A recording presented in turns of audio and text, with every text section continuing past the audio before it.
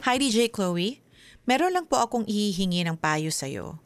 Nung huli po akong nagbuntis, ay nahuli ko ang asawa ko na may ka-text at ang basa ko sa text ay nagtatagpo sila. Kinonfront ko yung girl at ang husband ko pero dininay nila pareho sa harap ng parents ko at parents ng husband ko.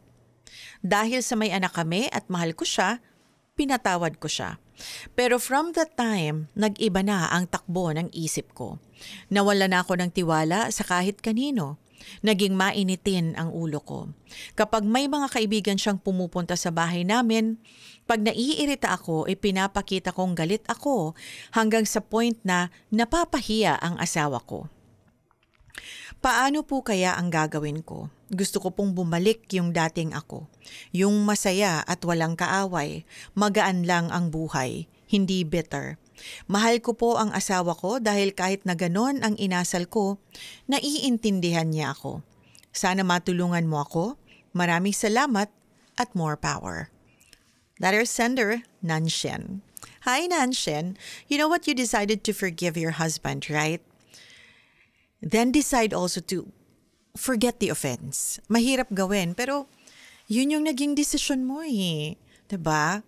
At saka, kung sabi mo nga, naiintindihan naman ng asawa mo, hindi enough na maintindihan niya lang. Kailangan kasi may mga gawin din siyang mga bagay para magamot ka. 'Di ba? Kasi parang sakit din yan eh. Parang alam mo yun, the more na nakikita mo siya, para kang inaasinan. So if you have decided to forgive your husband, you also have to decide na kalimutan yung offense. 'Di ba? Staying with your husband whom you found to be cheating on you will really make your life difficult. The doubts will always be there, the threat of being cheated again. You are miserable now because you have chosen to forgive him, but at the back of your mind, you hated him for what he did to you. Communicate mo yun sa kanya. So, para sa mga misis dyan, para sa mga misis who have decided to stay with a cheating husband, you are just opening up yourself to a chain of, tahi-tahi na pag-iisip na baka ulitin niya ulit. Alam ng asawa mo na kapag nahuli mo kasi siya, patatawarin mo siya. So siguro baka may fear ka rin at the back of your mind na possible na gawin niya uli yun. It's usually like that eh. So, pag pinatawad mo, dalawa lang naman yan. Uulit pa dahil alam na lulusot ulit, pinatawad mo eh. Or magbabago na talaga kasi mahal ka.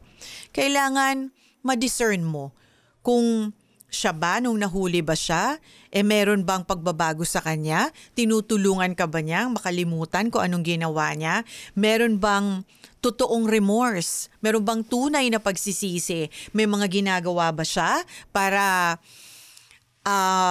maibalik niya yung tiwala mo? O hinahayaan ka lang niya? Yung mga ganong bagay. Kasi kung hindi, it's usually like that eh.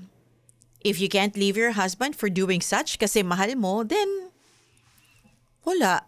Just accept na gano'n ang ginawa niya. And then, tulungan mo rin yung sarili mo kung paano mo gagawin yun na pagkatiwalaan siya ulit, ikaw lang ang nakakaalam nun. Siguro mag-focus ka sa kanya. I don't know, pagsilbihan mo ng mas maigi. Pero parang, I don't know. Minsan kasi ito yung nagiging struggle ng mga babaeng nagpapatawad, Papatawarin mo. Pagkatapos, uulit-ulitin mo naman sa kanya yung ginawa niya, sana hindi mo na lang pinatawad. Para sa akin, there are only 3 things that you can do. Stay and make your lives miserable together by nagging him about what happened, or stay and forgive him and pretend like nothing happened. Diba? So you're both happy again. The third is, kung talagang hindi mo kaya, lagi kang bugnot, lagi kang galit, then eventually mag-aaway kayo, tapos sasabihin pa niyan, gagaslight ka. Kaya naman ako ng babae ulit kasi yun din lagi mong pinapaalala sa akin, na ng babae ako, humingi na ako ng tawad sa iyo. Ganito, ganyan. Gagaslight ka, kasalanan mo pa. So, kung sa tingin mo, wala nang pag-asa, pwede rin naman kayong magkanya-kanya, kung kaya mo. Pero kung hindi, sabi mo nga, mahal mo, di patawarin mo. And just look past of what he has done. about what he has done to you, patawarin mo, and then pag umulit-ulit, doon na. Mag-decide ka na. Kasi pangalawa na yan. Pag may pangalawa, may pangatlo, may pang-apat. Okay? So, good luck to you, Nanshen. And I hope nakatulong ako sa'yo.